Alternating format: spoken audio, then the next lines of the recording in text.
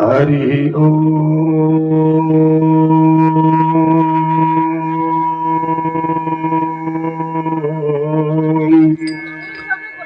श्री परमात्मने नमः। श्री गणेशाय नमः।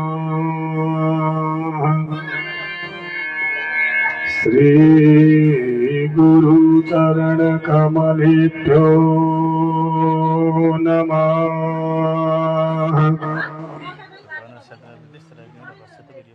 ध्येयं सदा परिभवग्नमभीष्टदोहम् तीर्थाश परं शिवभिरिञ्चिनुतं शरण्यम् भृत्यारथिहं प्रणतपालभवाब्धिपोतम् वन्दे महापुरुषते चरणारविन्दम्।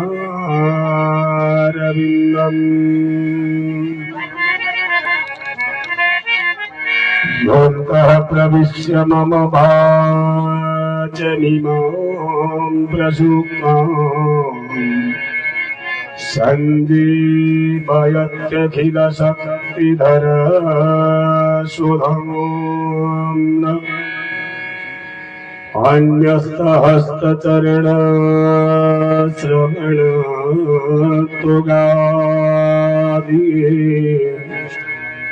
प्राणन्नमो भगवते पुरुषाय तुभ्यम्। भूतै महद्भिर्य इमां पुरो विभो निर्मायसेते यदमोऽसु पुरुषः भुङ्क्ते गुणान् षोडश षोडशात्मका सोऽलङ्कृशिष्टा भगवान् वचांसि मे। गुरुर्ब्रह्मा गुरुर्विष्णुः गुरुर्देवो महेश्वरा गुरुर्साक्षात् परं ब्रह्मा तस्मै श्री गुरवे नमः। अखण्डमण्डलाकारं व्याप्तमेन चराचरम्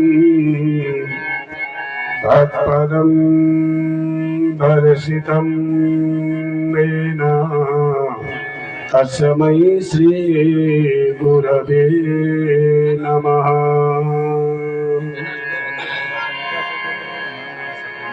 नारायणं नमस्कृत्य नरं चैव नरोत्तमं देवीं सरस्वतीं व्यासं ततो जयमुदीरये। कृष्णाय वासुदेवाय हरये परमात्मने प्रणतक्लेशनाशाय गोविन्दाय नमो नमः।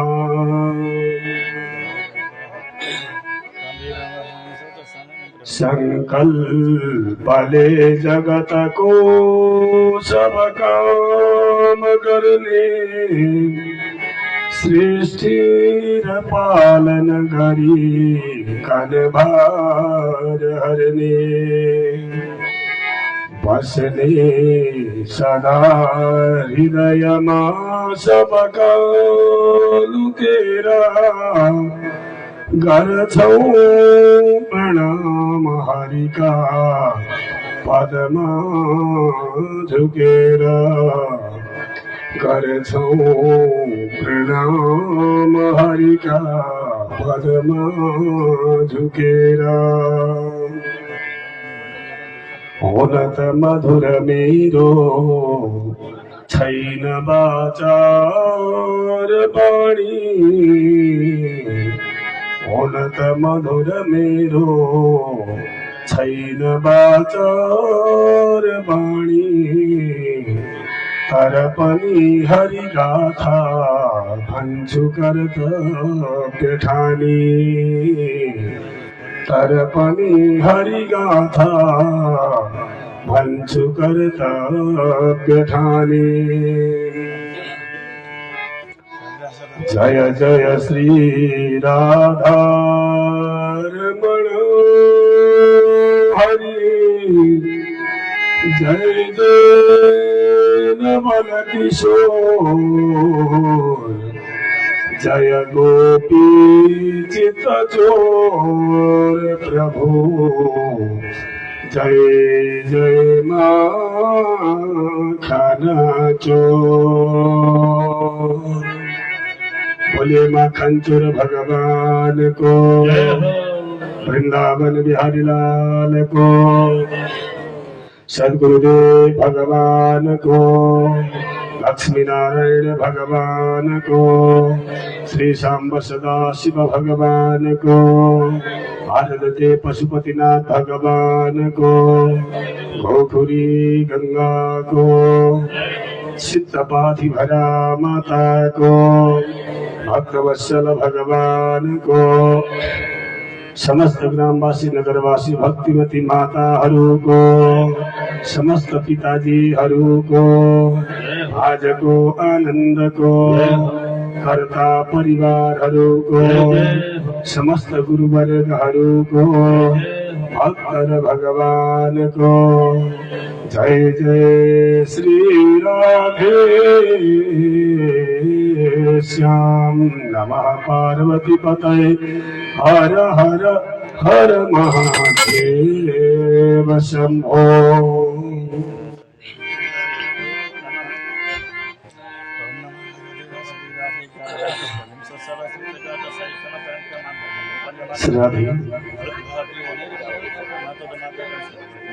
परम मंगलमय परात्पर अखिलेश्वर अकारण करुणा वरुणालय भक्तवान चित्तल्पतरु तरुद्युत विनंदित पीताम्बरधारी भगवान परम ब्रह्मा परमात्मा बाल कृष्णलाल को प्रत्यक्ष भागमय मूर्ति स्वरूप रहनु भएका श्रीमद् भागवत भगवान कोटि कोटि वंदना गर्दै मण्डपस्थ आवाहित स्थापित 33 कोटि देवी देवताहरूका चरण कमलमा नमन गर्दै सद्गुरुदेवका चरण कमलमा नमन गर्दै व्यासमा आसीन सत्य व्यासाचार्य गुरुदेव त्यसै गरेर यस यज्ञमा परिणित भएर यस यज्ञलाई निर्विघ्नतापूर्वक सम्पन्न गराउनको निमित्त भनेर लागि पर्नुभएका आदरणीय गणेश गुरु त्यसै गरेर अन्य गुरुवर्ग विद्वद्वर्ग सन्तवर्ग आदरणीय कलाकार मित्र अपरेटर मित्र त्यसै गरी आयोजक परिवार साथै आज यस स्थानमा भइरहेको यो श्रीमद् भागवत सप्ताह ज्ञानमाज्ञको पञ्चम दिवसको प्रातकालीन सत्रमा उपस्थित हुनुहुने भगवानका दिव्य कथामृतहरूमा आनन्द लिनको लागि भनेर धेरै टाढा टाढादेखि यहाँसम्म यस गृहको निमन्त्रणालाई स्वीकार गरेर पाल्नुहुने समस्त ग्रामवासी नगरवासी भक्तिमती माता भावमय पिता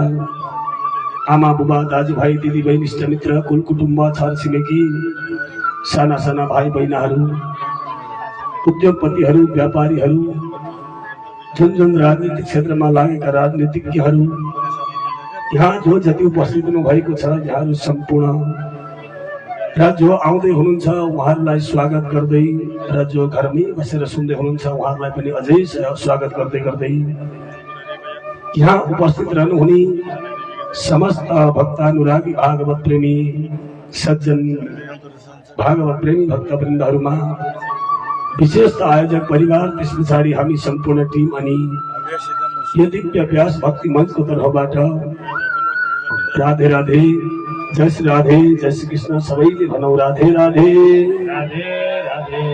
सब आदरणीय श्रद्धालु भक्तवृन्द, भाग्योदयेन बहुजन्म समर्जितेन।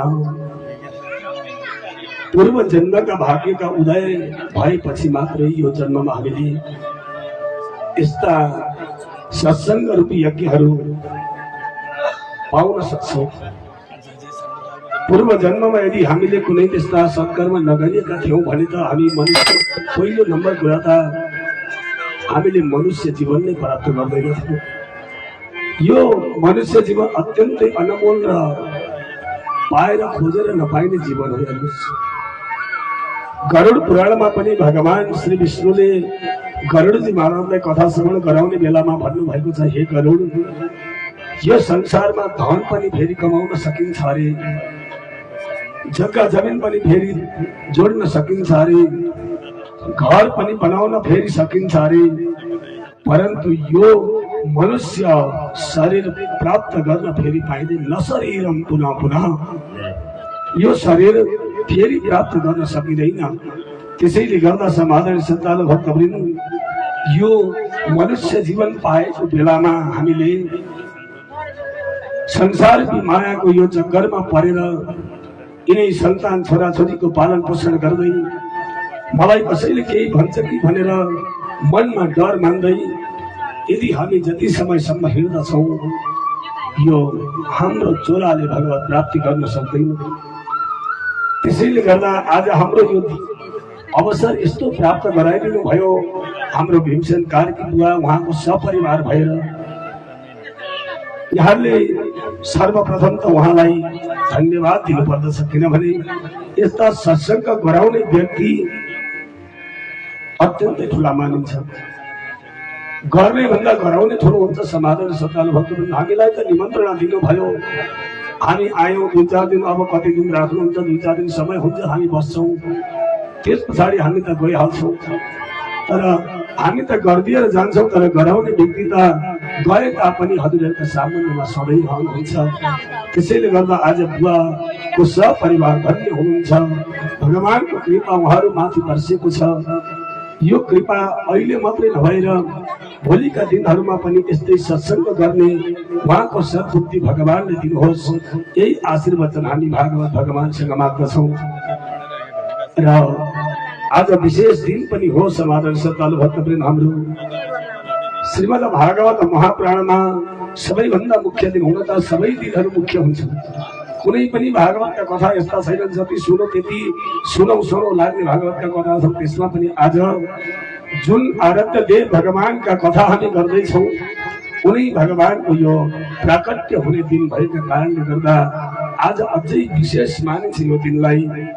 अब केही समयमा हेर्नुहोस्, हामी भगवान परब्रह्म परमात्मालाई यो गृहमा प्राकट्य गराउँछौँ। साक्षात वैकुण्ठबाट, गोलोकबाट आज गोलोकधारी भगवान, लीलाधारी भगवान परब्रह्म परमात्मा श्री कृष्ण यस गृहमा आउँदै हुनुहुन्छ।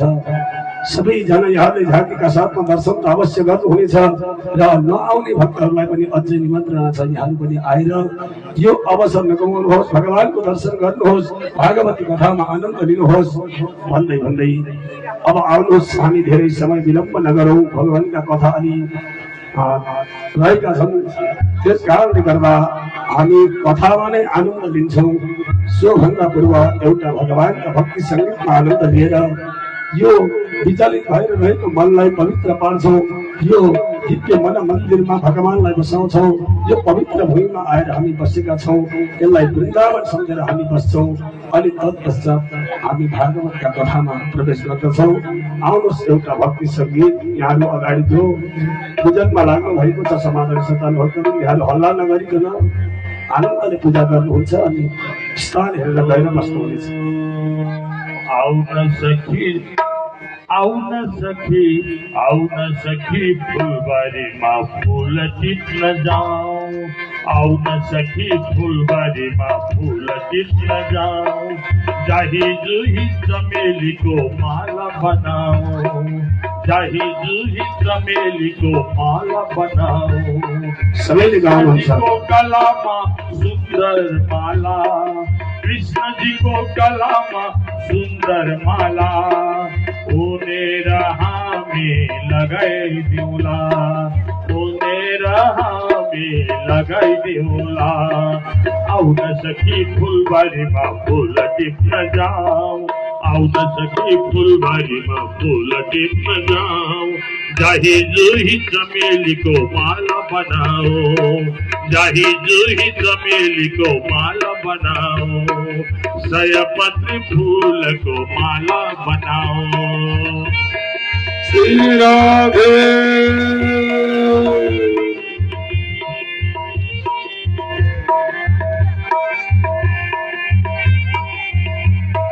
बेलपत्र टिप्नलाई बेल घारी जाऊ बेलपत्र टिप्नलाई बेल घारी जाऊ तीन पाते बेलपत्र को माला बनाओ तीन पाते बेलपत्र को माला बनाओ शंकर जी को गलामा बेलपत्र को माला शंकर जी को गलामा बेलपत्र को माला उनेर हामी लगाइदिउला उनेर हामी लगाइदिउला जय हो आउन सखी फुलबारीमा फुल टिप्न जाऊ आउन सखी फुलबारीमा फुल टिप्न जाऊ जय हो ताली बजाऊ सबैले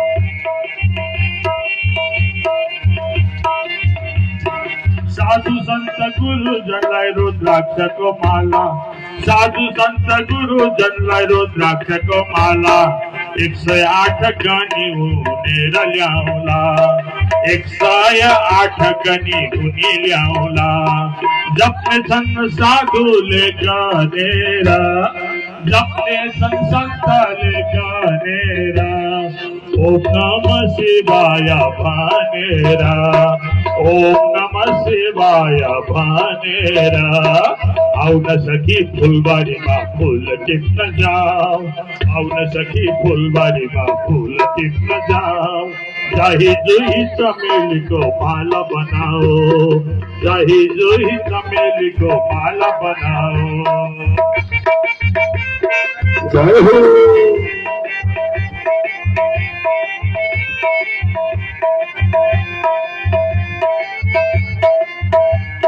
तुलसी को माला उनी विष्णु जीलाई देउला तुलसी को माला उनी विष्णु जीलाई देउला अर्घ्य चढाउला सूर्यलाई गंगामा गएर नुहाई अर्घ्य चढाउला सूर्यलाई गंगामा गएर नुहाई आउन सखी फुलबारीमा फुल टिप्न जाऊ आउन सखी फुलबारीमा फुल टिप्न जाऊ जाही जुही चमेली को माला बनाओ जाही जुही चमेली को माला बनाओ कृष्ण जी को गलामा सुंदर माला उनेर हामी लगाइदिउला हो उनेर हामी लगाइदिउला ओहो उनेर हामी लगाइदिउला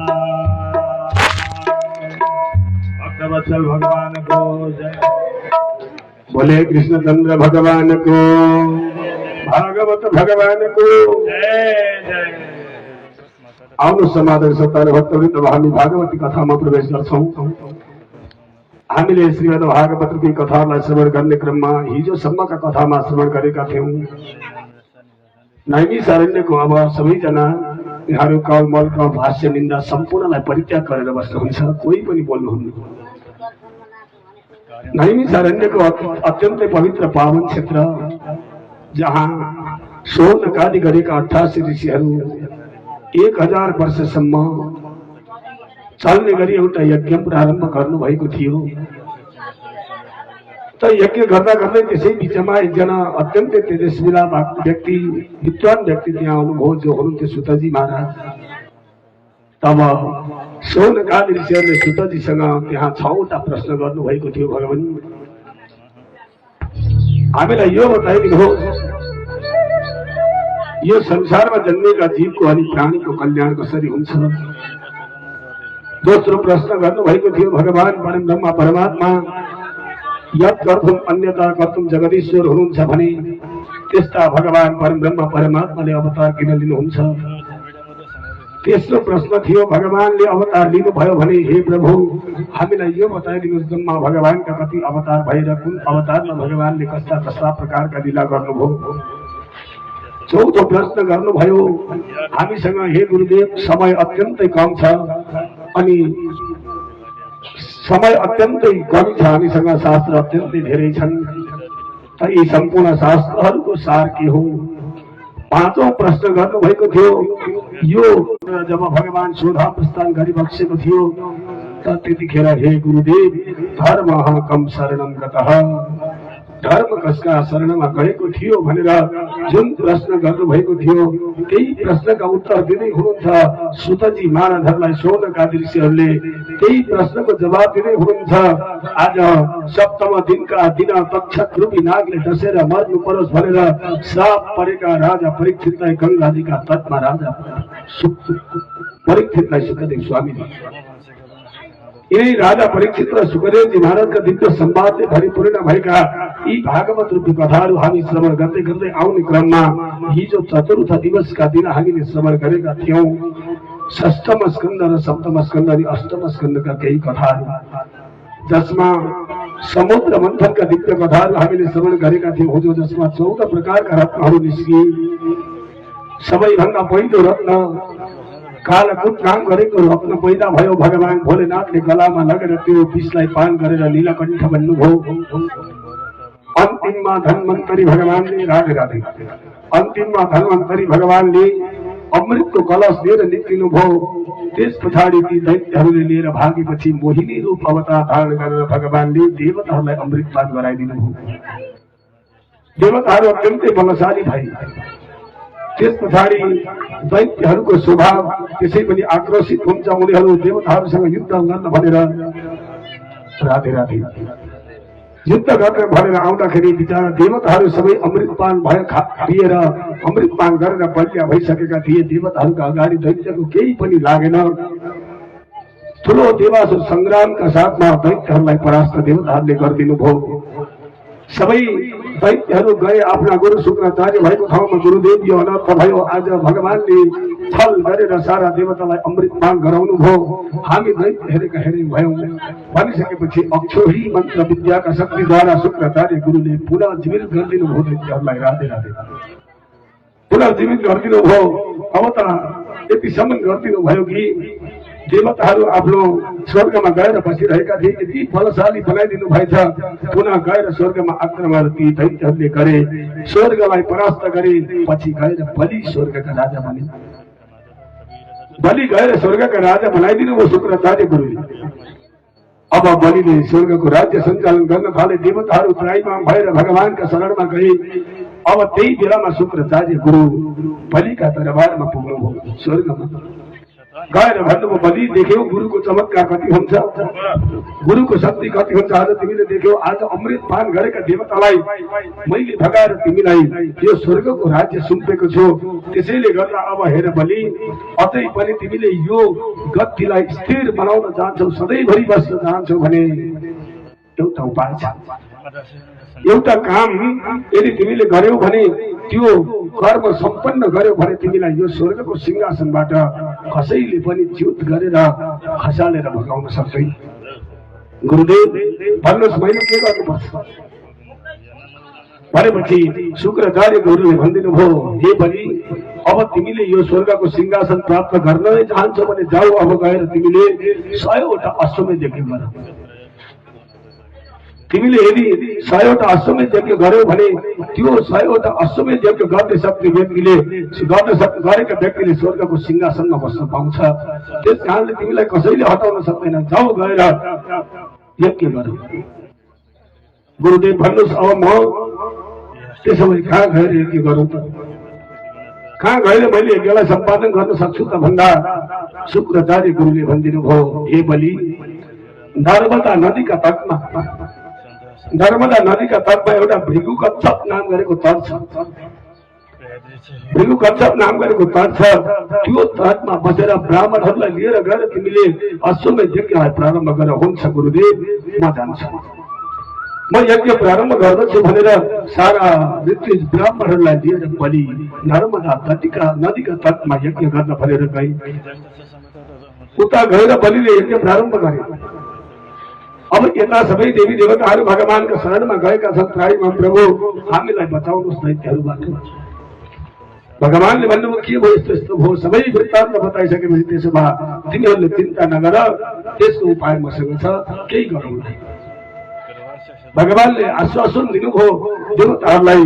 उता गएर बलि यज्ञ गर्दै गए। यता भगवान परब्रह्म परमात्मा कश्यप र अदिति माताका गर्भमा आइदिनु। अदिति माताका गर्भमा भगवान आइदिनु भयो। दिनभर बित्दै गए। अब कालान्तरमा उता यज्ञ पनि गरिरहेको छ। यता अदिति माताका घरबाट भगवानले अर्को अवतार लिनुभयो, वामनको। बोलिए वामन भगवानको जय हो। वामन भगवानको अवतार भगवानले दिनुभयो। लिइसकेपछि भगवान बढ्दै जानुभयो। अत्यन्तै सुन्दर शरीर, शङ्ख चक्र गदा पद्म रूप धारण गर्नुभएका दिव्य भगवान हुनुहुन्छ। अब बढ्दै जानुभयो त यता बृहस्पति गुरुले आएर अब वामन भगवानका यज्ञ पवित्र आदि संस्कारहरू गराउनु भयो।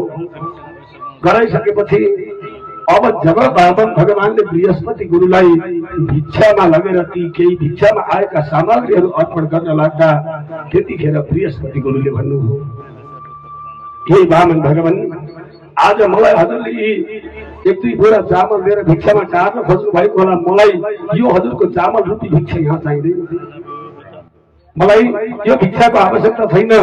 त्यसो भए गुरुदेव हजुर के चाहँदै हुन्छ मबाट? हजुरलाई मैले भिक्षामा के दिउँ भनेपछि बृहस्पति गुरुले भन्नुभयो, हे भगवान, यदि मलाई हजुर केही भिक्षामा दिनुहुन्छ भने मैले मागेको कुरा भिक्षा दिनुहोस्। मैले जे माग्छु त्यही कुरा मलाई भिक्षामा दिनुहोस्। के माग्न चाहनुहुन्छ तपाईँ भन्दा यदि मलाई दिनुहुन्छ भने भगवान अब मलाई त्रैलोक्यको सम्पत्ति भिक्षामा दिनुहोस्। तिनै लोकको सम्पत्ति मलाई चाहिन्छ। वामन भगवानले सोध्नुभयो, गुरुदेव यतिखेर त्रैलोक्यको सम्पत्ति कसका साथमा छ, कोसँग छ भन्दा बृहस्पति गुरुले भन्नुभयो, हे भगवान, हे वामन, यतिखेर त्रैलोक्यको सम्पत्ति छ बलिका साथमा। कहाँ छन् बलि? नर्मदा नदीका तटमा गएर यज्ञ गर्दैछन्।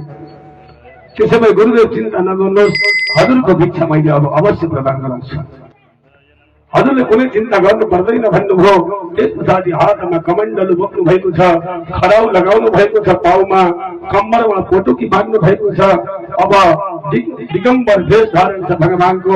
त्यो दिव्य दिगम्बर भेषका साथमा भगवान अब चटपट गर्दै अब लाग्नु बलिका यज्ञ। सानो हुनुहुन्छ बलिका यज्ञतिर लाग्नुभयो। अब जानुभयो भगवान बलिका दरबारमा पुग्नुभयो। जहाँ यज्ञ गर्दै थिए बलि, त्यहाँ पुग्नु भएको बलिले देखेछ। सो हेर्दाखेरि बलिका आँखा तिर्मिरहेका। भगवानलाई सधैँ भगवान यदि अगाडि आइदिनु भएर डाइरेक्ट हेर्नु कसैले पर्यो भने समाधान श्रद्धालु भक्तगण भगवानसँग आँखा जुटाउन सकिँदैन। अब बलि तिर्मिराउन थाल्यो। देखे यस्तो व्यक्ति त यतिका समय भयो, आजसम्म मैले देखेको थिइनँ, यो कहाँबाट आयो? अब स्वागत गर्नु पर्यो भनेर बलि अगाडि बढ्दै वामन भगवानलाई स्वागत गर्न लाग्दछन्। हे प्रभु, स्वागतम ते नमस्तुभ्यं ब्रह्मन् किं करवामते ब्रह्मर्षीणां तपः साक्षात् तन्मेतर्यवपुर्धरम्। हे प्रभु, हल्ला नगरी पूजा गर्नु। हे प्रभु, सुस्वागतम, स्वागत छ हजुरलाई। म बारम्बार प्रणाम गर्दछु प्रभु। आज मैले हजुरलाई देखेर आज मलाई यस्तो लाग्दैछ कि जस्तै ब्राह्मणहरूको मूर्तिमान तेज नै आज मेरा अगाडि आएर उठ्यो जस्तो मलाई लाग्दैछ। त्यसैले गर्दा अत्यनः पितर तृप्त अत्यन पावितन कुलम, आज मेरा पितृहरू तृप्त भए, मेरो कुल पवित्र भयो। हे भगवान, हजुर कहाँबाट आउनुहुन्छ? त्यसैले गर्दा यद गृह भगवान आगको युवम, आज हजुर यहाँ आउनुभयो भने हजुरलाई मेरो स्वागत छ, आउनुहोस् बसौँ भन्नुभयो। लगेर दिव्य सिंहासनमा वामन भगवानलाई बलिले बसाउनु भयो। त्यहाँबाट अब वामन भगवान र बलिका सम्वाद हुन थाले। बलिले भन्दछन्, हे ब्राह्मण देवता, भन्नुहोस् आज हजुर यो एउटा भिक्षुकको रूप धारण गरेर यो मेरा यज्ञमा आउनुको मुख्य कारण के हो? किन आउनुभयो? हजुरलाई के इच्छा चाहिएको छ? के लिन आउनु भएको हो? वामन भगवानले भन्नुभयो, बलि, मैले सुनेको छु यदि कुनै पनि व्यक्तिले बलिका दरबारमा बलिका अगाडि गएर कसैले हात थाप्छ भने त्यसले 3 जन्मसम्म कुनै परिश्रम गर्नु पर्दैन, बलिले पुग्ने गरिदिन्छन् भन्ने सुनेर म आज हजुरका दरबारमा भिक्षा माग्न आएँ। के मलाई भिक्षा दिनु सक्नुहुन्छ? बलिले भने, के ब्राह्मण देवता, हजुर यति सानो बालक यहाँ मेरा अगाडि आउनु भएको छ, आज हजुरलाई मैले तृप्त पार्न सकिनँ भने म बलि भएको अनि मेरा पिता पुर्खाको इज्जत कहाँ गयो? भन्नुहोस् हजुर, जे माग्नुहुन्छ म त्यही भिक्षामा यहाँलाई प्रदान गर्दछु भनेर भनिसकेपछि भगवानले भन्नुभयो, हे बलि दिन सक्छौ? हे ब्राह्मण देवता, निसङ्कोच बताउनुहोस् के चाहियो यहाँलाई? त्यसो भए सुन, मलाई म अन्नको भोगको ब्राह्मण होइन, मलाई अन्नको भिक्षा चाहिँदैन। म सम्पत्तिको भोगको ब्राह्मण होइन, मलाई सम्पत्ति चाहिँदैन। यदि मलाई दिन सक्छौ भने हे बलि, यी मेरा साना पाउले नापेर 3 पाउ भूमि मलाई दान दिनु, भिक्षामा दिनु, अरू मलाई केही पनि चाहिँदैन। बलिले भन्दछन्, ओहो ब्राह्मण, जस्तो प्रकारले देख्दा हजुर जसरी सानो देखिनुहुन्छ त्यस्तै प्रकारले आज हजुरको बुद्धि पनि त्यस्तै छोटो सानो रहेछ। आज बलिका दरबारमा आएर यी हजुरका साना पाउले 3 पाउ भूमि माग्नुहोस्, अझै के चाहनुहुन्छ? यदि हजुरको विवाह भएको छैन भने भन्नुहोस्, म एउटी कन्या खोजेर विवाह गराइदिन्छु। यदि हजुरलाई हीरा मोती माणिक्य चाहिएको छ भने भन्नुहोस्, म मेरा राज्यमा भएको जति छ सबै दिएर पठाउँछु। घर चाहिएको छ भने भन्नुहोस्, घर दिएर पठाउँछु। के चाहिएको छ यहाँलाई बताउनुहोस्। वामन भगवानले भन्नुभयो, हे बलि, हजुरलाई थाहा छ असन्तोषी ब्राह्मणको पतन हुन्छ। ब्राह्मणले असन्तोष कहिले गर्नु हुँदैन। मैले एकपल्ट मागे, अब दोस्रो पल्ट मैले दोहोऱ्याउँदिन, किनभने मलाई पतन हुन्छ। दिन्छौ भने देऊ, यदि दिँदैनौ भने त म त फर्केर जान्छु भनेर भनिसकेपछि अब भगवान बलिले भन्दछन्, हे ब्राह्मण देवता, यसो नगर्नुहोस्, अझै पनि केही बिरेको छैन, बरु केही माग्नुहोस्, म यहाँलाई दिन तयार छु। होइन बलि, मलाई त यहाँभन्दा बढी सम्पत्तिको आवश्यकता छैन। मेरा 3 पाउले जति नाप्न सक्छ, जति भूमि लिन सक्छ त्यति भए मलाई पुग्छ, अरू मलाई चाहिँदैन भनिसकेपछि अब बलिले हुन्छ भन्दछन्। हुन्छ भनेर भनिसकेपछि अब भगवानले भन्नुभयो, त्यसो भए बलि ठिक छ, मलाई तिमीले सम्पत्ति देऊ, तिमीले मलाई भिक्षा 3 पाउको देऊ। अब ठिक छ, त्यसो भए कहाँको सम्पत्ति दिन चाहन्छौ भन्दा बलिले भन्दछन्, प्रभु हजुरलाई जहाँ इच्छा लाग्छ त्यही गएर नाप्नुहोस्। भगवानले भन्नुभयो, हे बलि, ब्राह्मणले बिना संकल्पको सम्पत्ति लिनु हुँदैन, दान दिनु हुँदैन। त्यसैले म संकल्प नगरिकन यहाँबाट केही कुरा पनि लिएर जान्न, संकल्प गर्नुपर्छ भनेर भगवानले भन्ने बित्तिकै बलिकी पत्नी जो हुनुहुन्थ्यो विद्याबलीलाई भगवानले बलिले भन्दछन्, हे देवी, जाऊ गएर करुवामा जल दिएर बिना जलको संकल्प हुँदैन। समाधान श्रद्धालु भक्तवृन्द, हामी संकल्प गर्दा के गर्छौँ? हातमा जबसम्म संकल्प नपरिसकुन्जेल यो हातमा जल रहेन भने त्यो संकल्प पूर्ण मानिँदैन। यो हत्केलामा जल हुनुपर्छ, गुरुहरूले संकल्प पढुन्थ्यो। संकल्प पानी भएन हातमा भने रहेन, संकल्प पढुन्थ्यो भने त्यो संकल्पलाई पूरा मानिँदैन। जाऊ गएर जल लिएर आऊ भनेर विद्याबलीलाई पठाउनु भयो। अब विद्याबली जल लिन भनेर जानुभयो। एउटा दिव्य सुन्दर करुवामा जल लिएर आउनु। जल लिएर आउनुभयो। भगवानले भन्नुभयो बलि जल लिएर आइन तिम्रो पत्नीले अब संकल्प गर भन्ने बित्तिकै अब हुन्छ प्रभु आउनुहोस् ब्राह्मण देवता लिनुहोस् संकल्प भनेर हातमा जल लगाउन खोज्दाखेरि त समाधान सन्तान भक्तवृन्द त्यो कदुवाका टुटीबाट जल झरेन। त्यो कलियाका टुटीबाट जल झरेन। नझरिसकेपछि अब बिना जलको त संकल्प हुँदैन। भगवानले भन्नुभयो अरे बलि तिम्रो करुवाबाट जलै झरेन कसरी संकल्प गर्छौ? बलिले भने भगवान धेरै समय राखेको काहीँ खिया परेर हुन सक्छ। भगवानले भन्नुभयो यतिको खियालाई मैले पनि तह लगाउन जानेको छ। हेरौ हेरौ तिम्रो टुटीमा यो करुवामा के रहेछ भनेर भगवान बामनले त्यो करुवा कलशलाई हातमा लियो। अब यहाँ यसरी भगवान बामनको र बलिको संवाद भइरहेको थियो। उता बलिका गुरु शुक्राचार्य जो हुनुहुन्थ्यो पर बसेर हेर्दै हुनुहुँदो रहेछ। होइन यो के गर्दैछ बलि? आज यो मेरो चेलो हो, यो त यज्ञ गर्न भनेर यहाँ आएको थियो, मुख्य यजमानका रूपमा छ। अब एउटा साना बालकसँग यो यहाँ वार्तालाप गरिरहेको छ। होइन यो के हो हेर्नु पर्यो भनेर यसो दृष्ट दृष्टि लगाएर शुक्राचार्य गुरुले हेर्नु भएको त समाधान सन्तान भक्तवृन्द के को बालक हुनु साक्षात त्रैलोक्यका मालिक भगवान परम ब्रह्म परमात्मा आज एउटा बामनको रूप धारण गरेर जानु भएको छ। अब जब त्यो करुवालाई भगवानले हातमा लिनुभयो शुक्राचार्य गुरुले यसो विचार गर्नुभएछ यदि यो करुवाबाट जल झरेन भने त संकल्प हुँदैन। अब म जल झर्न दिन्न भनेर त्यो करुवाका टुटीमा गएर बसिदिनु भएछ। सूक्ष्म रूप धारण गरेर करुवाका टुटीमा गएर बसिदिनु भयो। भगवानले त्यो करुवालाई लिनुभयो। त्यस पछाडि एउटा कुशको टुक्रो लिएर करुवाको टुटीमा यसो छोडिदिनु भएको। ती शुक्राचार्य गुरुको एउटा आँखो त्यही फुटेर गोविन्द राय नमो नमः एउटा आँखो छाम्दै छाम्दै शुक्राचार्य गुरु लाग्नुभयो बाटो लाग्नुभयो। अब त्यस पछाडि करुवाबाट जल झर्न थाल्यो।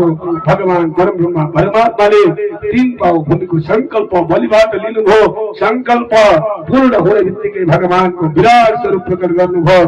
अब त बलि हेरेका अहिलेसम्म चिनेका थिएनन्। गुरुले सम्झाउँदै हुनुहुन्थ्यो बलि यी कुनै साधारण व्यक्ति होइनन्। यिनलाई जुन तिमीले संकल्प जुन भिक्षा देऊ नि 3 पाउ भूमिको संकल्प गरेर तिमीले जुन दिँदैछौ यी व्यक्ति साधारण होइन। तिमीले यिनलाई भिक्षा दिइसकेपछि तिम्रो साथमा एउटा पाउ राख्ने पनि जमिन रहँदैन। चिनेका छौ यी को हो?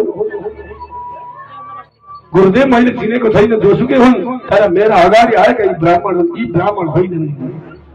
ये बलि यी त्रैलोक्यका मालिक भगवान परम ब्रह्म परमात्मा आज तिम्रो अगाडि आएका छन्। त्यसैले मान्छौ भने संकल्प रोक भनेर सम्झाउँदा पनि बलिले मानेनन्। त्यतिखेर बलिले गुरुसँग भनेछन् हे गुरुदेव हजुरलाई थाहा छ यदि यी ब्राह्मण बनेर आएका रहेछन् र 3 पाउ भूमिको संकल्प गरे भने मेरो केही पनि बिग्रिँदैन।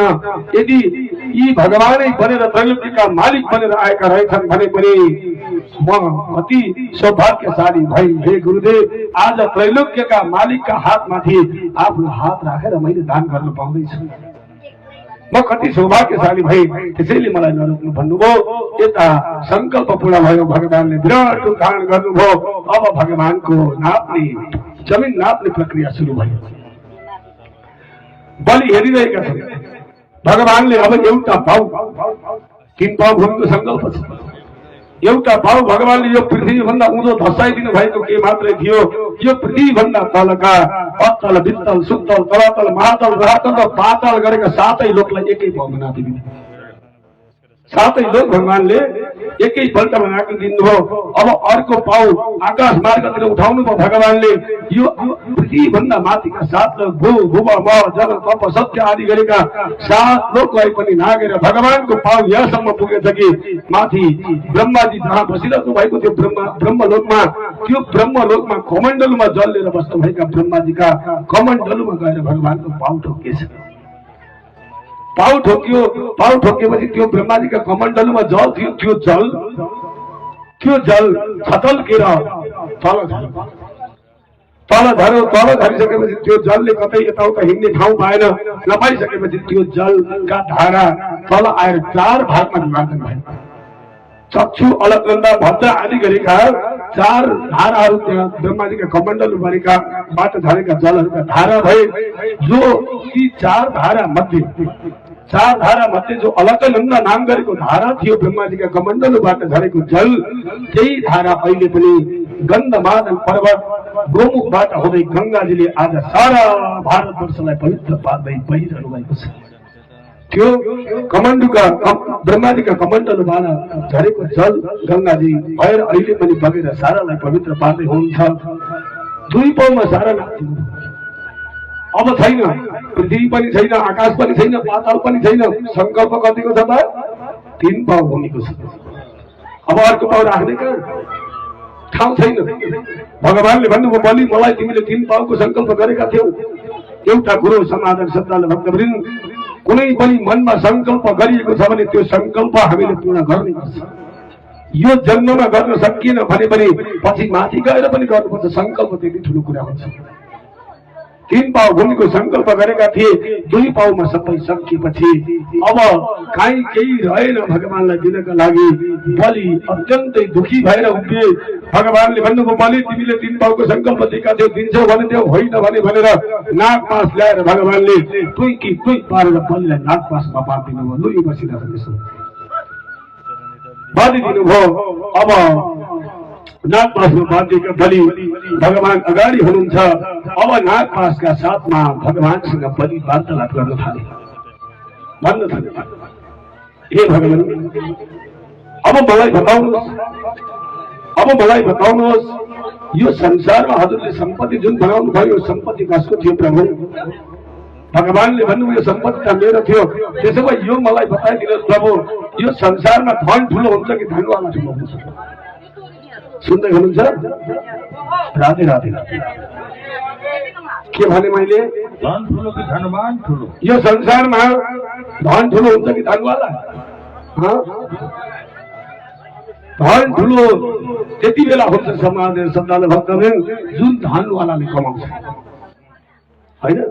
जुन धनवालाले कमाउँछ तब मात्रै धन ठुलो हुन्छ। त्यसैले गर्दा बलि धन भन्दा त धनवाला नै ठुलो। त्यसो भए भगवान हजुरले अहिलेसम्म मेरो धन नापिदिनु भयो, धन मेरो नापिदिनु भयो। म धनवाला हजुरका अगाडि सामुन्ने छु।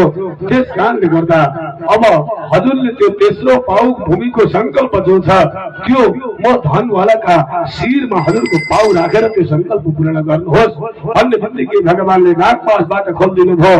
तुरन्तै बलि आएर शिर निहुर्याइदिए।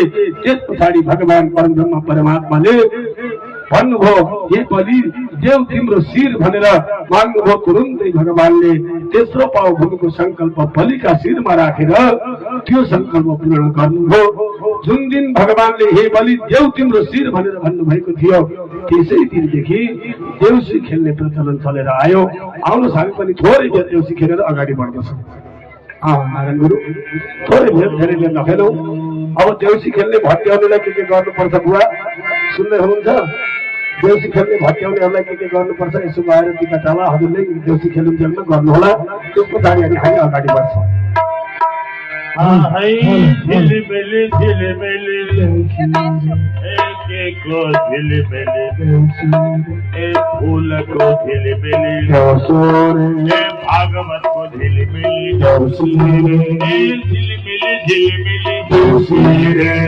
फूल को झिलिमिली बसंत ऋतुमा लाली गुरास फूला फूली रहता डाढ़ा पाखा हरियाली छाई रहता हमरो रीत सनातन प्रथा मनव नहीं परने जनव नहीं परने मनव गए हामी जनव गए हामी आयो देउसी रे खेल्दै देउसी रे भन्दै आयो हामी आयो हामी ए यसै ठाउँमा ए हामी त्यसै ए आएका होइनौ ए भगवान हरिको ए आज्ञाबाट ए वामन हरिको ए आज्ञाबाट ए देउसिरे भन्दै ए आएका हामी ए देउसिरे भन्दै ए भगवान हरिले ए बलिराजलाई ए दिन पाओ ए जमिन नाप्दा ए नपुगेर ए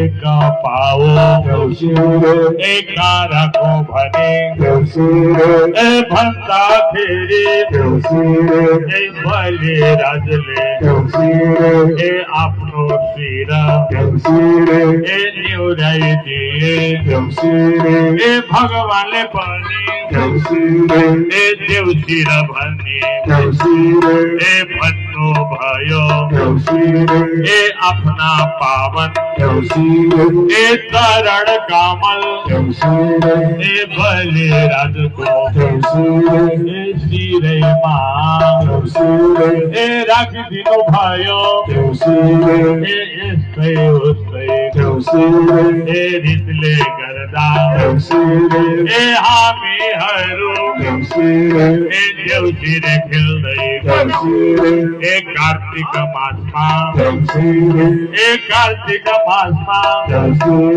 ए कार्तिक औँसीमा ए देउसिर भैलो ए खेलिकन ए आपसमा ए भाइचारा गर्दै ए मित्रता गर्दै ए प्रेम भावले ए मनाउँदै आयौं ए जनाउँदै आयौं ए हामीहरूले ए हाम्रो रीत ए जोगाउनै पर्छ ए मनाउनै पर्छ ए गर्दा भन्दा ए देउसिरे खेल्दै ए दिन हामी ए भागवत यज्ञमा ए आइपुग्यौं ए तिनजुरे देवी ए पाथिभारा देवी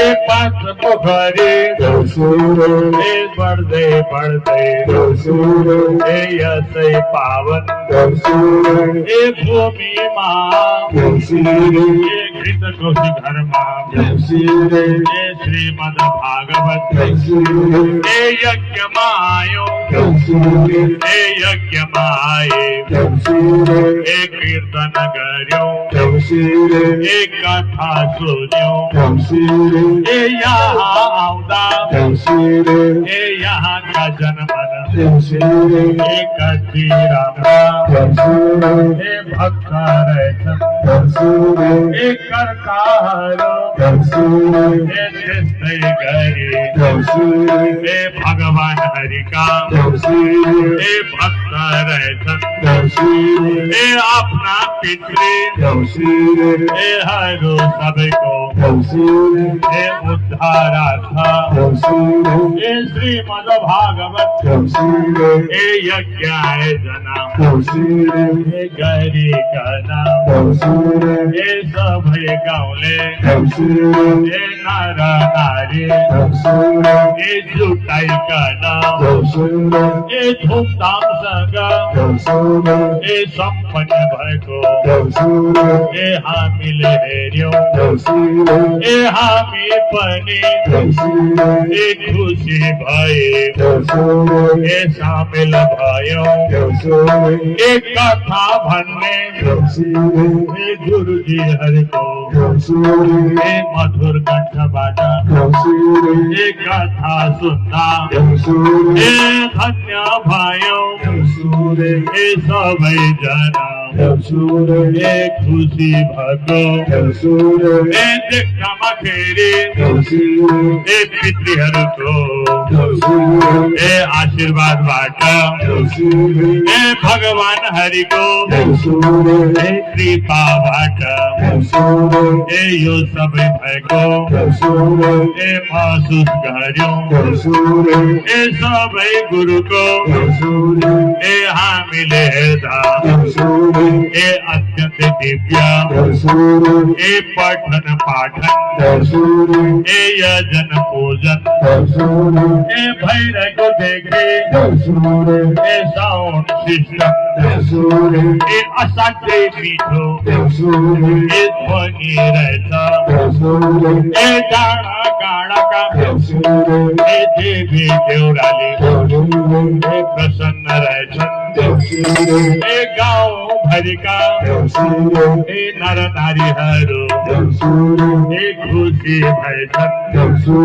ए भनेर भन्दा ए हामी पनि ए असाध्यै खुसी भई ए आशिष दिन ए लागिरहेछौँ ए यसै घरका ए लाला बाला ए सपरिवारमा ए खुसी छाओस् ए भगवान नामको ए भक्ति भाव ए मनमा सधैँ ए रहिरहोस् ए आनन्द दिने ए भगवान का ए गाथा लीला ए सुन्ने हौन् ए सत कर्म ए गर्ने हौन् ए शील सम्पन्न ए भइकन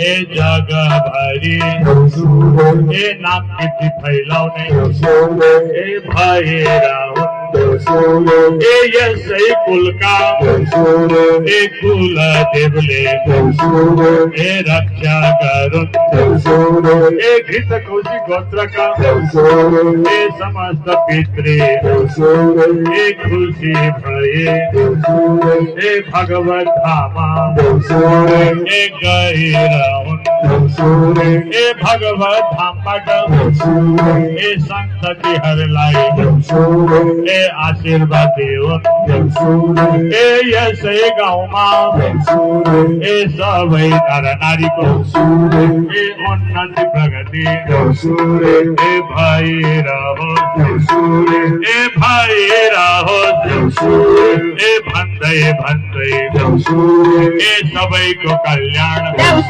ए गर्ने हरिको ए पावन चरणमा ए पावन हरिको ए पावन चरणमा ए ध्यान गर्दै ए हामीले दिएको ए दिव्य आशिष ए सार्थक बनोस् ए भगवान हरिको ए कृपा रहोस् ए सधैँ सदैव ए कृपा रहोस् ए भनिकन ए हामीहरूले ए आशिष दियौँ ए भगवानको ए चरणमा ए उनकै लीला ए उनकै कथा ए बाणी उच्चारण ए चरणमा ए निवेदन गर्छौँ ए निवेदन गर्छौँ ए यसै गरी ए हामीहरूले ए अन्त पनि ए जानु पर्ने ए हाम्रो चाडबाड ए मनाउनै पर्ने ए भन्दै भन्दै ए यहाँ समक्ष ए बिदा माग्न ए गइरहेछौँ ए लेखको काने ए औलको माने ए भट्याउनलाई ए यति नै जाने ए भन्दै भन्दै ए हात जोड्दै ए बिदा हुन्छौँ ए बिदा हुन्छौँ Vishnu Radhe Krishna Krishna Krishna Radhe Radhe Radhe Shama Radhe Radhe Bhaktavatsaal Bhagwan ko बोले कृष्णचंद्र भगवान को, बामन भगवान को, राधा कृष्ण भगवान को समाधान सतार भक्तहरू यस्ता प्रकारले हे बलि देव तिम्रो शिर भनेर जुन दिन भगवान वामनले माग्नु भएको थियो त्यसै दिनदेखिको प्रचलन यो देउसी खेल्ने चलन आयो र हामीले पनि यहाँ जति सकेको जति भ्याएको अब समय अनुरूप देउसी खेलिसकेका छौँ। समाजले सतार भक्तहरू अब भट्टाउनेहरूलाई के अर्पण गर्नुभयो कर्ता परिवारहरूले यहाँहरूले पनि केही दिन मन लाग्यो भने दिन सक्नुहुनेछ भन्दै अब आउनुहोस् एउटा यही बिचमा छोटो भक्ति सङ्गीत नारायण गुरु छोटो भक्ति सङ्गीत श्रवण गरेर अनि हामी कथालाई अगाडि बढाउनेछौँ। हजुर हरि ओम जय जय श्री राधे।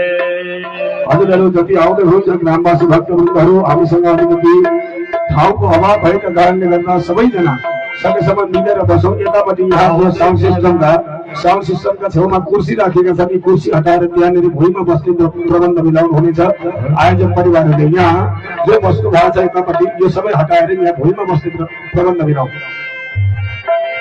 आउँदै गर्न हे जय हो कृष्ण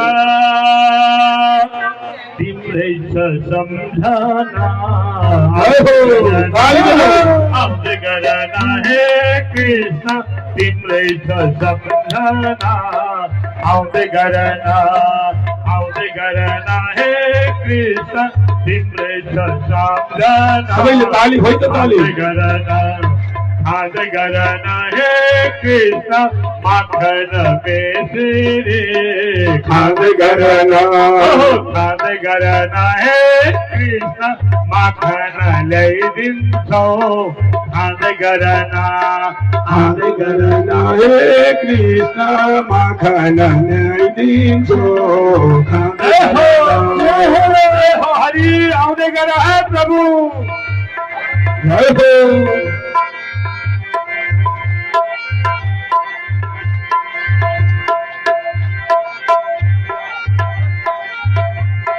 गोकुला को दही मीठो मधुबन को केरा गोकुला को दही मीठो मधुबन को केरा लौन कृष्ण बनाइदेऊ न हाम्रो मनलाई डेरा लौन कृष्ण बनाइदेऊ न हाम्रो मनलाई डेरा आउँदै गर्न हे कृष्ण तिम्रै छ सम्झना आउँदै गर्न हे कृष्ण तिम्रै छ सम्झना आउँदै गर्न जय हो राधे। ताली बजाउनु नछोड्नु है बाँसुरी को कति राम्रो कति मिठो छोरा बाँसुरी को कति राम्रो कति मिठो छोरा वृन्दावनमा बजाउने कृष्णकाले छोरा वृन्दावनमा बजाउने कृष्णकाले छोरा आउँदै गर्न हे कृष्ण तिम्रै छ सम्झना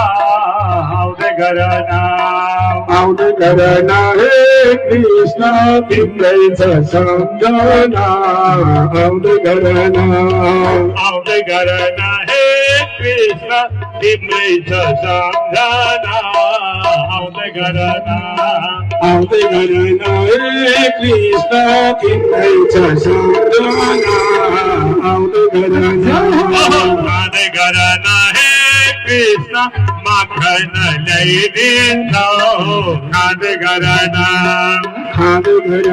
हे कृष्ण माखन ल्याइदिन्छौ खाँदै गर्न यशोदाको काखमाथि खेल्छौ कृष्ण काला यशोदाको काखमाथि खेल्छौ काला गोपिनीलाई सताइरहने कस्तो तिम्रो चाला गोपिनीलाई सताइरहने कस्तो तिम्रो चाला आउँदै गर्न माखन ल्याइदिन्छौ खाँदै गर्न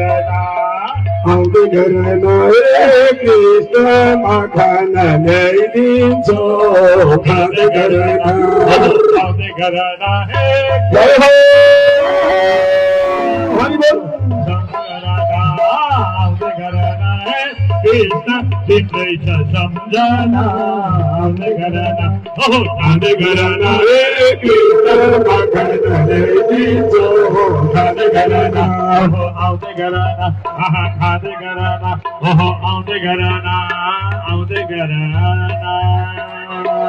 बोले भक्तवत्सल भगवान को कृष्णचंद्र भगवान को वामन भगवान को सबैजना जति पनि भक्तवृन्दहरू आउनुभयो यहाँहरू सबैले यहाँ अब अलिकति हाम्रो ठाउँको थोरै अभाव भएको कारणले गर्दा जता जता यहाँले ठाउँ जग्गालाई प्राप्त गर्नुहुन्छ त्यतै त्यतै यहाँले मिलेर बस्नुहुनेछ सबैजना मिलेर यहाँहरू बस्नुहुनेछ र जग्गा जो अगाडि आउनु भएको छ यहाँहरू नबोलिकन चुप्प लागेर पूजा गरेर अनि गएर ठाउँ हेरेर बस्नुहुनेछ बोलिए भागवत भगवानको हम सब हामी कथा प्रसङ्गलाई अगाडि बढाउँदछौँ राधे राधे हल्ला चाहिँ नगर्नु है आमाहरू सुन्दै हुनुहुन्छ यहाँ पूजा गर्नेले नबोलिकन भगवानलाई सम्झिँदै पूजा गर्ने गएर बस्नु होला राधे राधे हजुर हजुर बस्नु त त्यस स्वीकार छन् राधा माधव भगवानको कृष्णचन्द्र भगवानको यसरी वामन भगवानले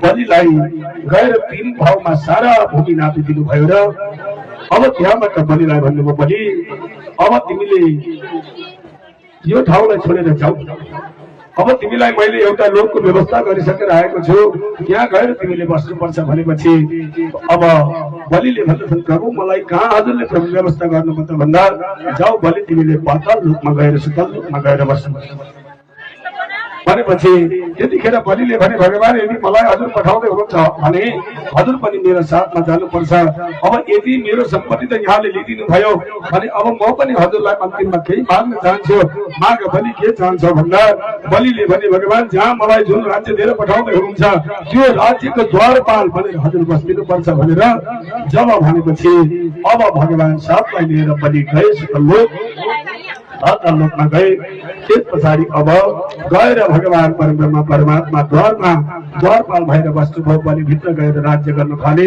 काला कर्म धेरै समय बितेपछि भगवती लक्ष्मीले आफ्ना स्वामीलाई नदेखेपछि स्वामी खोजी गर्दै जाँदा पाताल लोकमा राधे राधे हजुर यहाँ के छ यहाँनिर के छ हो अलि बिस्तारै बोल्नु हजुर अलि बिस्तारै बोल्नु एकछिन हजुरहरू बोल्नुहोस् त अनि म बोल्छु हजुरहरूको पाली है बोल्नु एकछिन कति बेर बोल्नुहुन्छ बोले कृष्णचन्द्र भगवानको यसरी बलिका दरबारमा गएर भगवान चौकीदार बनेर बस्नुभयो कालान्तरमा भगवती लक्ष्मी जानुभयो खोज्दै खोज्दै जाँदा भाइ टिकाको दिन पारेर त्यहाँ जानुभयो भगवती लक्ष्मी सुन्नुहोस् है भरे बेलुकाका प्रश्न नै हुन् भाइ टिकाको दिन पारेर जानुभएछ र बलिलाई दाजु बनाएर भगवती लक्ष्मीले टिका लगाइदिनु भयो अनि अन्तिममा भगवती लक्ष्मीले दक्षिणा स्वरूप फेरि आफ्ना स्वामीलाई त्यो द्वारबाट निकालेर वैकुण्ठमा गोलोकमा लिएर जानुभयो यसरी बलि वामनको यो दिव्य प्रसङ्ग यहाँ सफल गराउँदै त्यसदेखि पछाडि भगवान परब्रह्म परमात्माले अर्को अवतार मत्स्य अवतार धारण गर्नुभयो मत्स्य अवतार धारण गरेर गाई ब्राह्मण वेद र अनि धर्मको रक्षा गर्नका लागि भगवान परब्रह्म परमात्माको त्यो अवतार भयो र यसरी मत्स्य अवतार भगवानका दिव्य कथाका साथमा यी अष्टम स्कन्धका सम्पूर्ण कथावस्तुहरूलाई विश्राम गरिए अब आउनुहोस् हामी नवम स्कन्धमा प्रवेश गर्छौँ जो भगवान मर्यादा पुरुषोत्तम रामचन्द्रका दिव्य चरित्रहरू छन्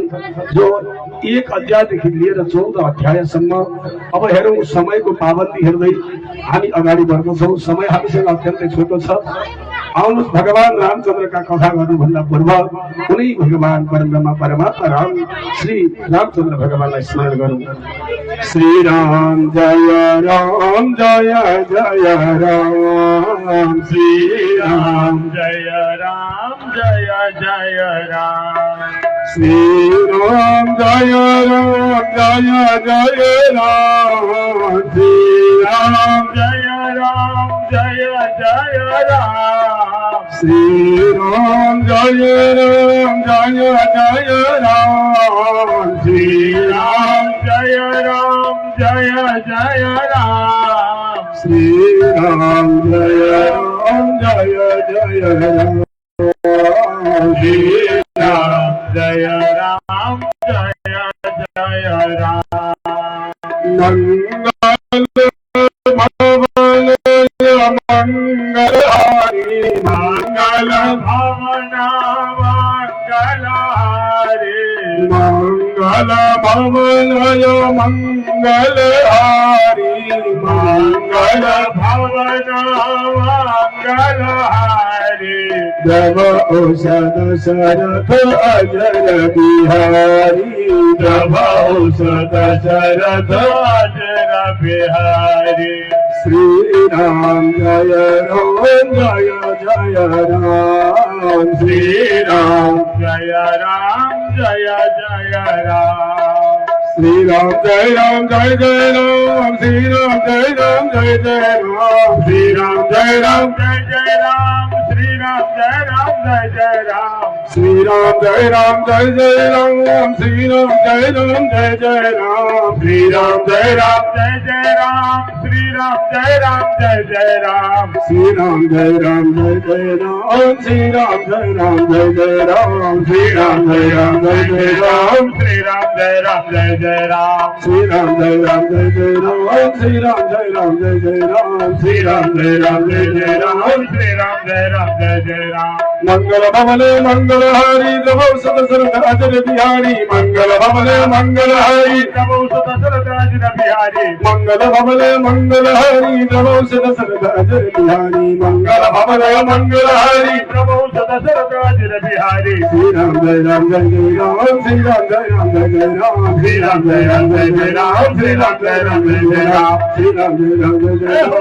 श्री राम जय राम जय जय राम श्री राम जय राम जय जय राम श्री राम जय राम जय जय राम श्री राम जय राम जय जय राम श्री राम जय राम जय जय राम श्री राम जय राम जय जय राम श्री राम जय राम जय जय राम श्री राम जय राम जय जय राम श्री राम जय राम जय जय राम श्री राम जय राम जय जय राम श्री राम जय राम जय जय राम श्री राम जय राम जय जय राम बोलिए मर्यादा पुरुषोत्तम भगवान रामचंद्र की जय हो जय हो आउनु अब हामी भगवान मर्यादा पुरुषोत्तमका चित्त कथा वस्तुहरूतिर प्रवेश गर्दछौँ।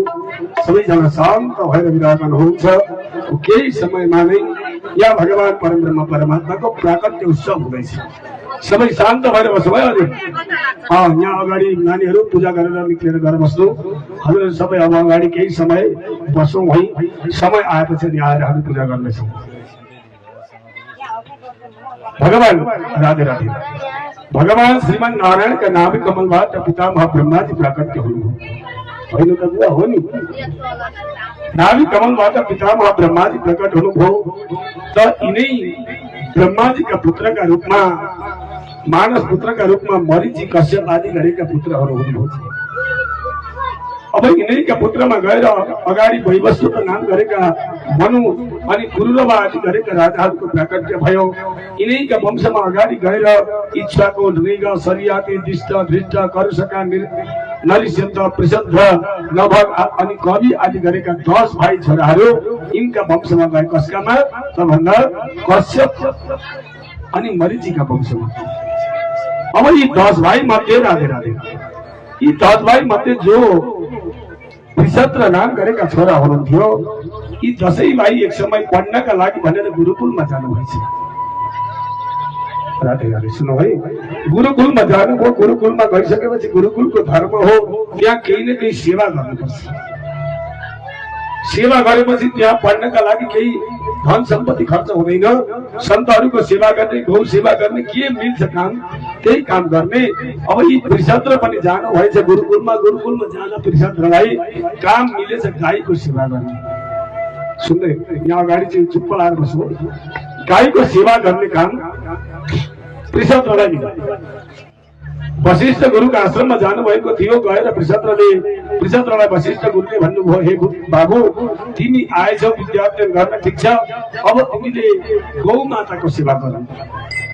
गौ माताको सेवा गर्दै गर्दै तिमीले विद्यालय अध्ययन गर्नु भनेर भनिसकेपछि अब त्रिशत्रले भन्नुभयो, हुन्छ गुरुदेव, हजुरले कुनै पनि चिन्ता गर्नु पर्दैन। मेरी गौ माता माथि एउटा केही पनि नहुन दिन नभइकन म गौ माताको सेवा गर्छु।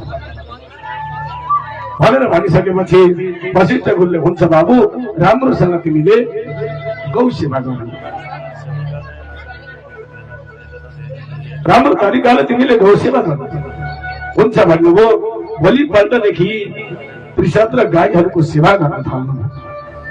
गर्दै गर्दै जानुभयो। दिनहरू बित्दै बित्दै गए। केही दिन पछाडि अब पहिलेको समय बिजुली पनि थिएनन्, बत्ती पनि थिएनन्, अन्धकार थियो सारा। एक दिन वृषभ र गौ सेवा गरेर गएर शयन गर्नुभएको थियो,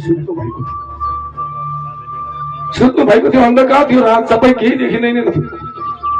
त्यही दिन हुनु परेको दैव संयोगले त्यो गौशालामा एउटा सिंह आएर बसेछ। गौशालामा आएर बाघ बस्यो। बाघ पसिसकेपछि गाईहरू त डरले कराउनु। ओहो, मेरी गौ माता माथि यो केही न केही अप्ठ्यारो परेको छ, मैले गएर गौ सेवा गर्नुपर्छ भनेर वृषभ हातमा तरबार बोकेर अँध्यारो छ, हातमा तरबार बोकेर गौ सेवा गर्न भनेर जानु।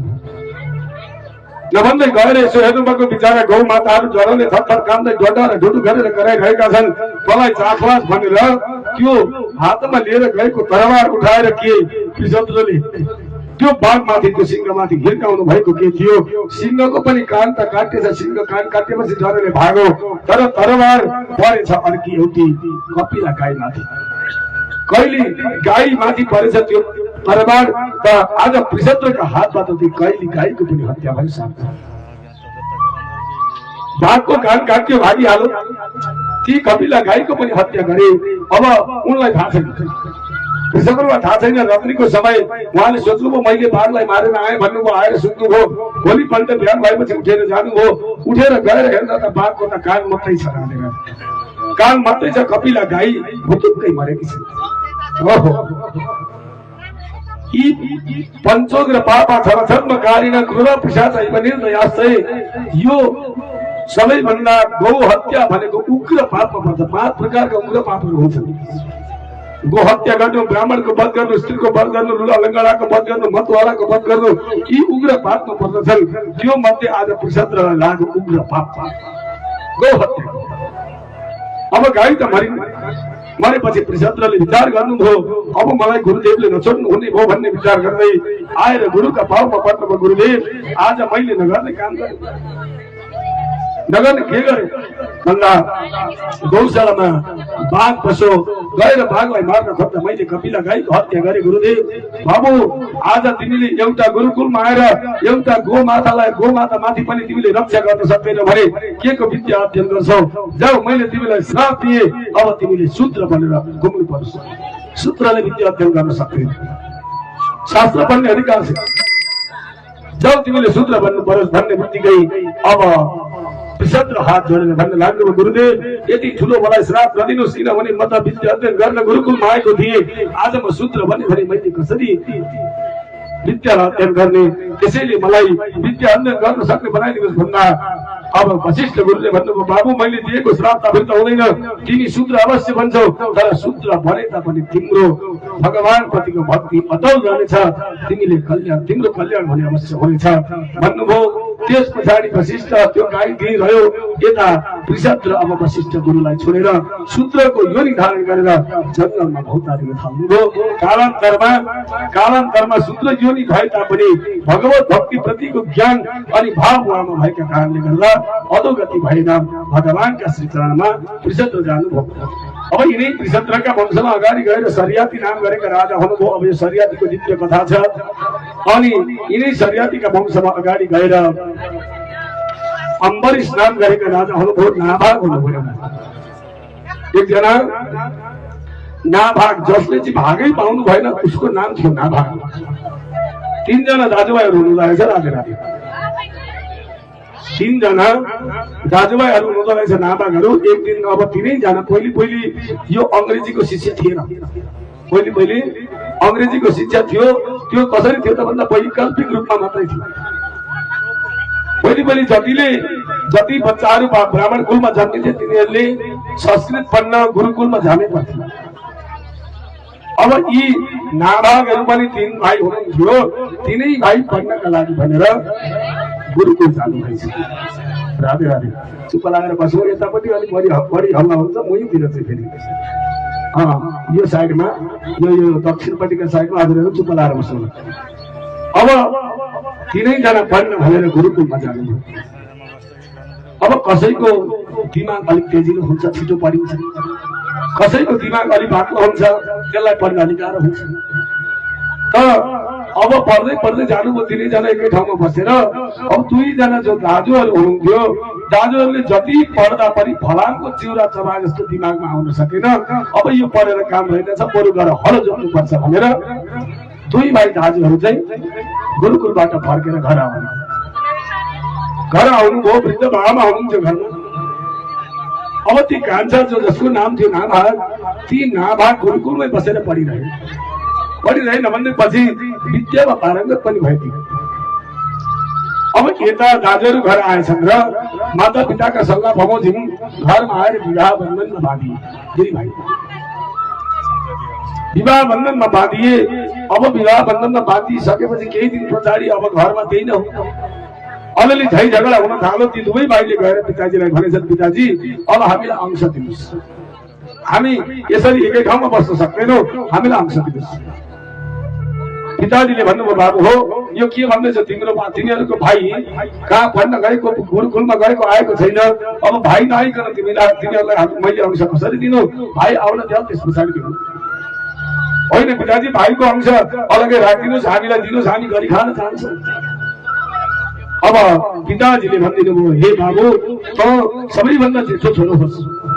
दाजु चाहिँ भन्नुभयो पिताजीले, त सबैभन्दा जेठो छोरो होस्। त्यस कारणले गर्दा अब भाइलाई कहाँको जमिन राखिदिनुपर्छ, अनि अर्का भाइलाई कहाँको दिनुपर्छ, आमा बाबालाई के गर्नुपर्छ, त्यो सबै व्यवस्थापन मैले किन। पिताजीले जेठा छोरालाई आदेश दिनुभयो। अब ती जेठा छोराले त्यो सम्पत्ति भाग बन्डा गर्ने क्रममा सबै कुरा भाग लगाए। जो 2 भाइ घरमा आएका थिए, ती 2 भाइका नाममा भएको पिताको सम्पत्ति सबै बाँडेछ। 2 भाइलाई भएको जति सम्पत्ति गरी खाने जति सम्पत्ति थियो त्यो सबै बाँडिदिए। पिताजी माता पिताका घरमा एउटा घर नाममा एउटा घर राखिदिए। राधे राधे। घर राखिदिए। अब उनीहरू त गरी खान थाले। यता बसेर गरी खान थाले। केही समय बितेपछि ती गुरुकुलमा पढ्न गएका कान्छा भाइ घरमा आए। घरमा आएर हेर्दा दाजुहरू अलगै हुनुहुन्छ, माता पिता घरमा हुनुहुन्छ। आएर सुनेछन्, पिताजी यो के हो, के भयो यो भन्दा, बाबु मैले त तेरो दाजुलाई यहाँ आज बस्नु, मैले त तेरो दाजुलाई जिम्मा दिएको थिएँ। अब तेरो दाजुले के गरौँ, त्यसलाई के राखिदिएको छ, गएर सुन। हल्ला नगर यहाँ अगाडि हल्ला नगर। तेरो दाजुले के तपाईँ राखिदिएको छ, गएर सोध भनेपछि गएर नाभाग दाजुहरूसँग गएर सोध्नुभयो, दाजु बताउनुहोस् मेरो अंश कहाँ छ, मैले खनेर खोसेर खाने ठाउँ कहाँ छ भनेपछि त्यतिखेर दाजुले भन्नुभएछ, हे भाइ हामीले बाँड्दै तेरा लागि अंशमा जमिन त दिन सकेनौ, तेरा लागि अंशमा हामीले राखिदिएका छौँ ती वृद्ध भएका बाबामा, गएर तिनै बाबाको पालन पोषण गर। दाजुले भन्नुभयो, गएर बाबाको पालन पोषण गर, तेरा अंशमा परेका तिनै बाबामा हुन्, अरू केही पनि छैन सम्पत्ति भन्ने बित्तिकै दौडिएर नाभाग पिताजी भएको ठाउँमा आउनुभयो। पिताजी यो के हो, मलाई किन यसो गर्नुभयो भन्दा, बाबु यो मैले गरेको होइन, तर चिन्ता नगर, जसले पहिले दुःख पाउँछ त्यसले पछि गएर सुख भोग्ने हो। ठिक छ, तिमी दुःख गर्दै जाऊ बाबु भन्नुभयो। अब पिताजीको आज्ञालाई उल्लङ्घन गर्नु भएन। नाभागले तिनै वृद्ध भएका माता पिताको सेवा गर्दै गर्दै गर्दै जानुभयो। यो पनि ठुलो सौभाग्यको कुरा हो। समाधानी श्रद्धालु भक्तवृन्द, वृद्ध भएका आमा बाबाको सेवा गर्नु यो भगवानको सेवा गरे बराबर फल प्राप्त हुन्छ। नाभाग माता पिताको सेवा गर्दै गर्दै गर्दै जानुभयो। कालान्तरमा आमा बाबालाई अब ल्याएर खुवाउने चिज हुन छोड्यो। सम्पत्ति छैन केही पनि, अर्काले गरी खानु पनि दिँदैनन्। अब समस्या गएर फेरि पिताजीलाई सोध्नु भएछ, पिताजी अब यो अवस्थामा मैले के गरौँ, हजुरहरूलाई मैले ल्याएर भोजन गराउन पनि सकिरहेको छैन, अब मसँग सम्पत्ति पनि छैन, मैले के गरौँ भन्दा, अब पिताजीले भनिदिनु भयो, बाबु तिमीले कुनै चिन्ता नगर, अब केही समय पर्छ, केही समय पर्ख तिम्रो हातमा तिमीले सम्हाल्न नसक्ने गरी सम्पत्ति तिमीले प्राप्त गर्नेछौ। हजुर बस्नु यहाँ हजुर त्यो छेड्नेपछि हुँदैन भाइ। अब तिम्रो हातमा तिमीले सम्हालि नसक्ने गरी सम्पत्ति प्राप्त हुनेछ, तिमीले चिन्ता नगर भन्नुभयो, सम्झाउनु भयो। त्यस पछाडि नाभाग महाभागको सेवा गर्दै गर्दै जानुभयो। केही दिन पछाडि उनैका तिनै नाभागका त्यो एरियामा ठाउँमा धेरै ब्राह्मणहरूले आएर यज्ञ अनुष्ठान प्रारम्भ गर्नुभएछ। यज्ञ अनुष्ठान गर्नुभयो। त्यतिखेरका यज्ञ अनुष्ठानमा अहिलेका जस्तो टपरी हुँदैन। बिराले जति पनि भाँडा बर्तन हुन्थे ती भाँडा बर्तन सबै कि त सुवर्णका हुन्थे कि चाँदीका हुन्थे। सुन र चाँदीका भाँडा बर्तन हुन्थे। अहिलेका जस्ता टपरी हेर्नु समय कहाँबाट कहाँ पुग्दो रहेछ। अब यज्ञ प्रारम्भ गर्नुभयो ब्राह्मणहरूले त। अब नाभागले भन्नुभयो, पिताजी यज्ञ त प्रारम्भ भयो, अब मैले के गर्नुपर्छ भन्दा बाबु अब तिमीले बसिरहेका गएर जाऊ, त्यो यज्ञमा बस। त्यो यज्ञमा बसिरहँदा ती यज्ञका जो ब्राह्मणहरू छन् ती यज्ञका ब्राह्मणहरू यज्ञ गर्दै जान्छन्। 6औं दिनका दिन जो यज्ञको 6औं दिन हुन्छ, 6औं दिनका दिन ती ब्राह्मणहरूले मन्त्र पढ्न बिर्सिन्छन्। तिनीहरूलाई 6औं दिनका दिन मन्त्र याद हुँदैन, मन्त्र पढ्न बिर्सिन्छ। बिर्सेपछि अब तिमी त विद्वान छौ बाबु, तिमीले पढेर आएका छौ र अगाडि बढेर तिमीले खूब आनन्दका साथमा मन्त्र वाचन गरिदिनु। त्यस पछाडि तिमीले अवश्य पनि सम्पत्ति पाउँछौ भनेर भनिदिनुभयो। नभन्दै नाभा गएर बस्नुभयो। यज्ञ प्रारम्भ भयो। 6औं दिन आयो। मन्त्र बिर्से ब्राह्मणहरूले गएर अगाडि बढेर नाभागले मन्त्र पढिदिनु भयो। सबै ब्राह्मणहरू खुसी भए। अर्का दिन यज्ञ समापन भयो। समापन भइसकेपछि अब जति पनि त्यो यज्ञका ब्राह्मणहरू हुनुहुन्थ्यो ब्राह्मणहरूले भन्नुभयो, बाबु तिमीले हाम्रो लाज बचायौ। यदि तिमी हिजो आएका थिएनौ भने आज हामी ब्राह्मण भएको कुनै औचित्य हुँदैन थियो। हाम्रो तिमीले लाज बतायौ। त्यस कारणले गर्दा यो यज्ञमा जति पनि सम्पत्तिहरू छ यो सम्पत्ति लिएर जाऊ, हामीलाई चाहिँदैन। यज्ञमा भएको जति पनि सम्पत्ति छ त्यो सम्पत्ति सबै लिएर जाऊ भनेपछि अब नाभा अत्यन्तै खुसी हुनुभयो। ती भएका भाँडा बर्तन सुन चाँदी आदिका जति पनि बर्तनहरू थिए ती बोरामा उठाउन थाल्नुभयो। उठाएर अब लिएर जानु पर्यो र माता पिताको सेवा गर्नु पर्यो भनेर त्यो बोरा बोक्न लाग्नु मात्रै के भएको थियो। त्यही बेलामा अत्यन्तै डर लाग्दो एउटा कालो पुरुष अगाडि आएछ। देख्दै डर लाग्दो कालो पुरुष अगाडि आइसकेपछि अब त्यो काला पुरुषले भन्न थाल्यो, अरे नाभाग यो सम्पत्ति तेरो होइन मेरो त कालेर जाँदैछ।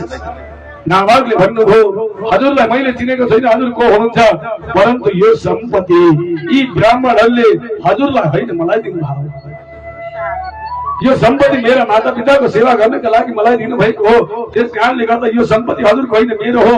होइन बाबु यो सम्पत्ति अब दुवैको त्यहाँ युद्ध हुने जस्तो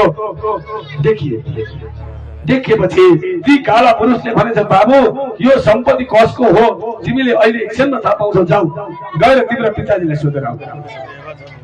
सम्पत्ति कसको हो गएर पिताजीलाई सोधेर आऊ भनेपछि नाभाग त्यहाँबाट निक्लिनु भयो। पिताजी भएको ठाउँमा जानुभयो। सबै वृत्तान्त बताउनु भयो। पिताजी सम्पत्ति त मैले प्राप्त गरेको थिएँ, परन्तु एउटा काला पुरुषले आएर मलाई भन्यो यो सम्पत्ति तेरो होइन मेरो हो भनेर बताइदिनुहोस्। पिताजी सम्पत्ति कसको हो, त्यो सम्पत्ति कसको हो भनेपछि अब पिताजीले भन्नुभयो, बाबु त्यो सम्पत्ति तेरो होइन, त्यो सम्पत्ति तेरो होइन। जुन काला पुरुष आएर मलाई यो मेरो सम्पत्ति हो भनेर जुनले भने ती काला पुरुषको सम्पत्ति हो, तेरो सम्पत्ति होइन बाबु। जा गएर भनिदिए, प्रभु यो सम्पत्ति मेरो होइन रहेछ, हजुरको हो रहेछ, लिएर जानुहोस् भनेर भनिदिए भनेर जब पिताजीले पठाउनु भयो। पठाइसकेपछि गए नाभाग गएर हात जोडेर भने, ए भगवान हजुरको हुनुहुन्छ मैले चिनेको छैन, तर यो सम्पत्ति मेरो होइन रहेछ, यो सम्पत्ति हजुरको रहेछ, लिएर जानुहोस् भन्ने बित्तिकै ती काला पुरुषबाट साक्षात भगवान भोलेनाथ प्रकट हुनुभयो। भोलेनाथ प्रकट भएर भन्नुभयो, बाबु मैले त तिम्रो परीक्षा लिएको थिएँ, यो सम्पत्ति मलाई के काम, त्यस कारणले गर्दा लिएर जाऊ बाबु, यो सम्पत्ति लगेर माता पिताको सेवा गर। त्यस पछाडि भगवान भोलेनाथले आशीर्वाद दिएर सम्पत्ति पनि दिएर नाभागलाई घरमा पठाइदिनु हो। त्यो यज्ञको सम्पत्ति ल्याएर अब खुब आनन्दका साथमा राधे राधे खुब आनन्दका साथमा अब माता पिताको सेवा गर्दै जानुभयो। त यसरी दाजुहरूले कुनै पनि सम्पत्तिको भाग नलगाएका कारणले गर्दा नै उहाँको नाम नाभाग हुन गयो। बोले भक्तवत्सल भगवानको आउनु सबै एउटा भक्तिसँग। शिवती में कैलाश वासी रक्षा गारा,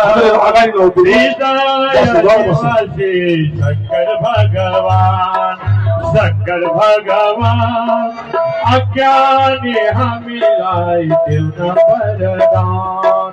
शिवती में कैलाश वासी रक्षा गारा, हृदय निवासी शंकर भगवान। जय हो भगवान अज्ञानी मिलाय देव वरदान। शंकर भगवान अज्ञानी मिलाय देव वरदान।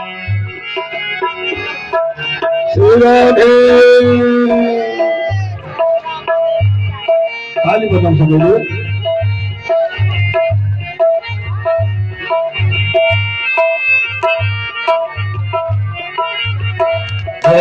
साँझ बिहान तिम्रै ध्यान गरेर, साँझ बिहान तिम्रै ध्यान गरेर जान्छन् सबै संसार पार तरेर।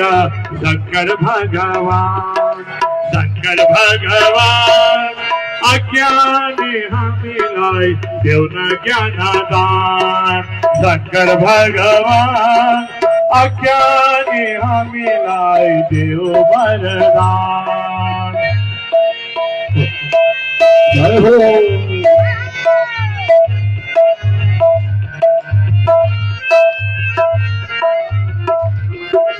जय हो भोला।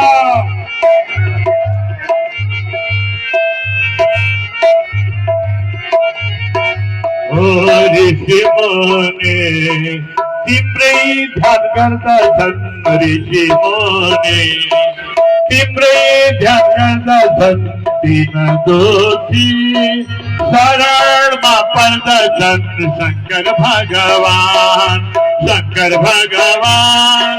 अज्ञानी हामीलाई देऊ वरदान।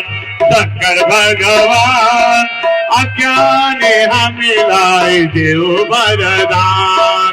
शिवती में कैलाश वासी रक्षा गारा, हृदय निवासी शंकर भगवान। जय जय शंकर भगवान अज्ञानी हामीलाई देऊ वरदान हो। शंकर भगवान अज्ञानी हामीलाई देऊ वरदान। अज्ञानी हामीलाई देऊ वरदान।